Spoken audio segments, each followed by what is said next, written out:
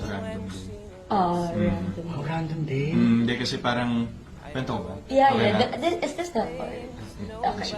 Yeah. Parang we parang came from a party of a friend and then afterwards parang doon na nag-message lang sa akin si Kat the next day na she lost her ring. Actually, yung ring na yun is parang not just any It's not a ring, it's like a health ring. Health ring. Parang it tracks sleep. Yung Ay, nice. Yeah, yeah. Black one. Yeah. Yeah. So, parang nag-extra effort lang naman tayo ng konti to... Pero eventually, nahanap mo rin. Tapos nahanap ko yung ring. Oo, nahanap mo rin. Hindi mo na sinuot. Ngayon, nahanap ko yung ring.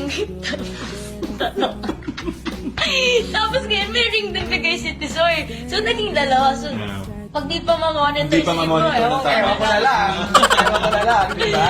Yeah. Pero ulitin ko, yung line ko nung sa Calgary na yun, hindi yan gawain ng normal food. Oy, Uy, hindi nagbibigay ka din ng ng ibang ring. I guess, say yes ka mo. My birthday pa po yan, so nagkakailangan kami. Pero kung ngayon yung ako tatanungin, komportable po kami ngayon. Naging magkaibigan kami ni Alden while making this film. And mas nakilala ko po kasi siya. And inalaw ko lang siya na kilalanin din ako. So wala kaming pinilit or anything. Pero magaan loob ko sa kanya kasi napaka-genuine po niya. Hello Kathleen fans! Ito na nga ha, may sikreto talaga itong Kathleen mga kasombreros eh. Maliban dito ha sa yung bagong brand mga kasombreros ni Alden, no? Kabilang na naman sa kanya mga milyones ito. And then marami tayong items by the way. So, binili ka ng isang admin yung itong lie detector test, no? Na kasama si Sir MJ nung nagbigayan niya ng ring mga kasombreros o nagbigay ng ring ng health ring si Sir Alden mga kasombreros. Natatawa ka dito kasi binalikan ko rin yung sa Boy Abunda pa na dati ni Ma'am Catherine, di ba? Nung nag-uusap talaga sila, no? Talagang never naputol yung kanilang communication kasi pa after ng Hello Love Goodbye, talagang siguro nagka-developan na talaga sila, no? Kaya team panatag talaga tayo mga kasunod. Dito ko nakita na Sir Alden values relationships. So, yung relationship na kagaya ng kay Ma'am Catherine is worth it to keep mga customers mo pa. Worth to keep na relasyon and yun nga, panghabang buhay na ito mga customers, no? Talagang may perfect timing lang para dito. So, baka 2 years after 3 years. So, magulat na lang tayo. So, baka Coco Julia ang datingan ng Catherine mga customers.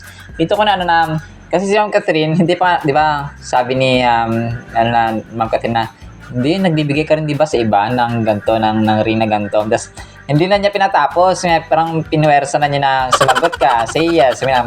Dismiss.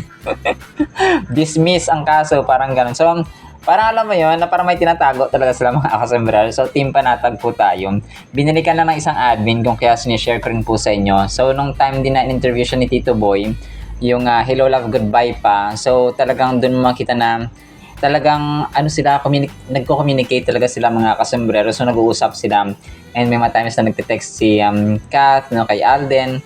And then si Alden kay Kat, no, nung time ng 24 hours. Parang nagtatanungan sila ba? Kasi mature sila, no, when it comes to relationships. Matalino silang dalawa when it comes to handling relationships. And alam naman, si Kat edukada, si Alden ganun din, no? Talagang pag kumausap sila ng mga foreign interviewers, talagang isipin mo mga Amerikana din sila, no? Talagang magka-level sila mga kasombreros in most aspects ng buhay. Parang family-oriented and so on. So as is lang tayo, no? Tayo po ay busy lang muna ang Kathleen sa kanilang individual projects. Pero soon, kagaya ng sabi ni Sir Alden, confirm din niya nung interview siya sa Edis Choice Awards na kung bibigyan ng chance na magkatrabaho sila ulit, no? Gustong-gusto na rin, no? With all the kilig matching pa. Matching kilig-kilig pa mga kasumero si phenomenal box office king nung na-mention si Catherine sa kanyang harapan. So, latado mga kasombreros, no? And then ito, so may bagong bagong endorsement ito, as in bago, no? Bagong brand ni Sir Alden mga kasombreros. Siya po ang parang may pa-teaser sila. Yung white flower na yung nakakatawa na parang efficacy siya mga customers. Yung white flower na kunwari nahihilo ka or parang basta parang siya body pain reliever or something like that, or parang kapag may nararamdaman kang sa katawan is pwede itong white flower. So bago ito sa kanyang brands mga kasombreros. maliban dun sa mga nakaraang mga pa yung mga permanente at regular niya na mga brands. So, Something Soothing is Coming White Flower. So, teaser pa lang ang kanilang parang nagsasign siya ng contract tapos hindi pa malinaw ang kanyang itsura. Pero yung mga admin ni Alden ay pinost nito, no? So, ibig sabihin ay may bago. Ito yung bago niya mga kasus. Grabe, ang galing. Sobrang blessed na blessed talaga Sir Alden. And then ito, birthday ni Baby QQ today, no? Sabi to, happy birthday QQ, no? At saka meron siyang, parang hindi ko alam kung ito sa ano niya, parang shawarma, ano yun, nasa ulo niya. Parang ano dito? Parang may, basta nakalagay sa ulo niya mga, hello birthday girl, sabing ganun ng isang admin mga kasombrero. So, ang bilis lang, ang dali lang lumaki ng mga babies, no? Kapag tumungtong na sila ng 10 years old, tapos maging 11, 12, na tuloy-tuloy na mga kasombreros. And then ito, mga pictures pa kagabi, no, ni Ma'am Catherine, kasama dito si Sir Dominic Roque, si Ma'am Sue Ramirez, no, na nababalita ang ano din sila, nagko-courting mga kasombreros. Tapos hindi ko alam, parang part ng party yung iba dito kagabi.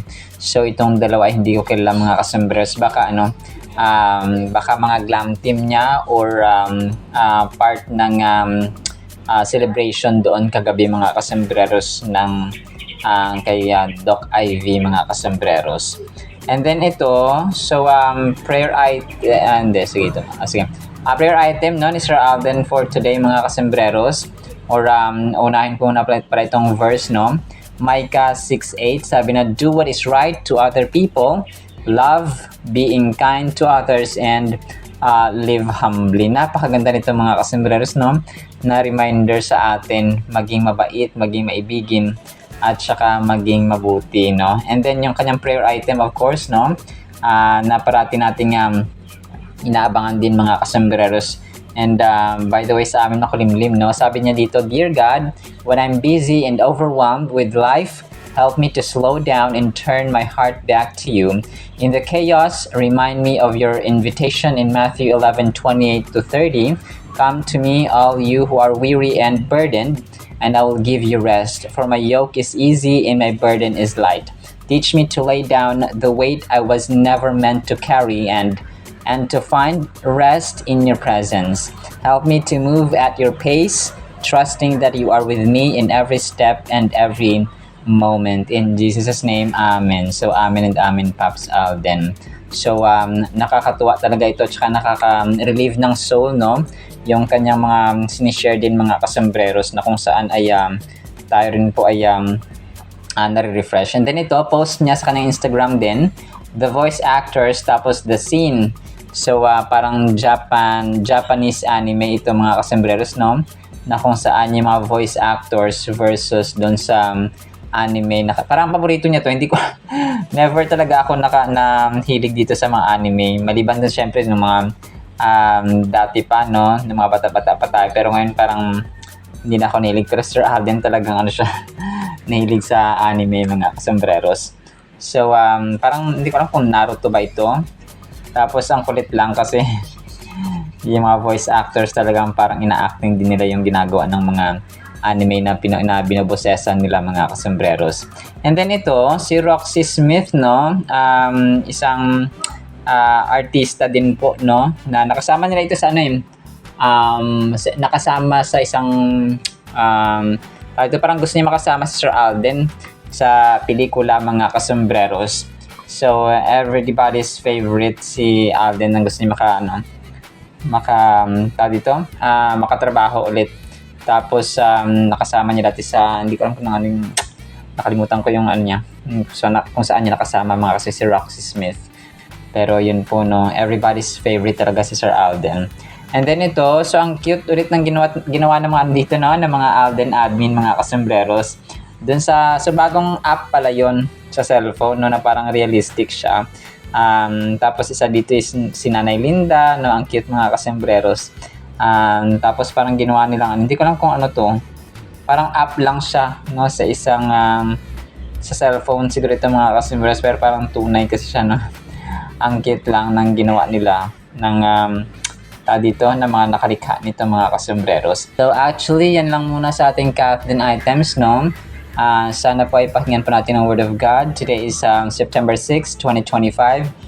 Saturday na po, no? Enjoy your weekend so far. Sana po ay pakinggan po natin ang Word of God. At para po sa ating Word of God ay sobrang ganda po nito ang title, Sa Dila Pala. 1 Peter 3:10, For he would love life and see good days, let him refrain his tongue from evil and his lips from speaking deceit.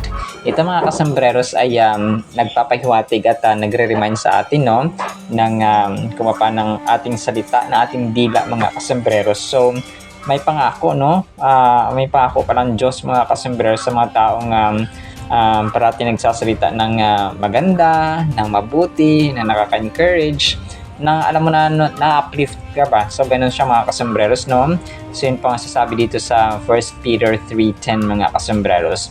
So, ang verse na ito ay nag-urge sa atin na mamuhay tayo ba na mayroong kabutihan, may kapayapaan, may kindness mga kasambreros, at nag-encourage ito sa atin ng mag-seek ng opportunity like sa iba, no? Prioritize natin yung kapayapaan at ang ating relationships at ang interactions natin na nauhubog at lumalago at nami-maintain mga kasambreros yung good relationships natin ay mapapanatili natin if we practice good words, kind words mga kasambreros. So yung bunganga natin, yung dila natin mga kasambreros, average na length niyan or haba ay 3 inches, no? Pero kayang pumatay ng isang 9 feet tall na tao mga kasambreros. So parati po nating tatandaan yan kasi sa chismis, gawa-gawa ng kwento, maling akala, no, sinabi ni ganto, naniwala naman si ganto, sinugod si ganto,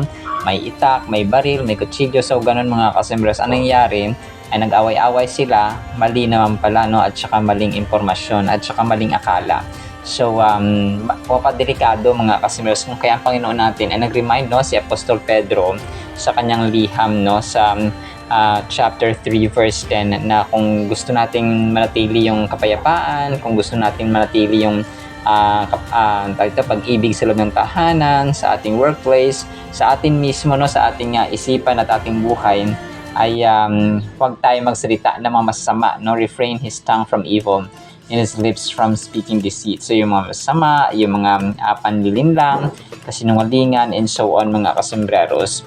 So ang verse na ito ay nagre-remind sa atin na we must contribute positively to the world around us and create a sense of harmony at saka fulfillment without or within ourselves by following these principles. So imagine yung buhay natin na yung bawat action natin ay grounded ng kindness, grounded ng kabutihan. So kapag merong ganito, may peace ka sa puso mo, tapos merong conflict, no, merong konting tampuhan, pero meron kang kabutihan at meron tayong good words, may kind words tayo, at saka may kind heart tayo mga kasambreros, ay mariresolve agad natin ito. So yung words ay definitely powerful. It is in this way that we can truly experience a good life, one that is rich with meaningful connections, positive energy, and inner contentment. So we create a better world for ourselves and others and cultivate a sense of purpose and joy that enriches our lives in profound ways by aligning our thoughts,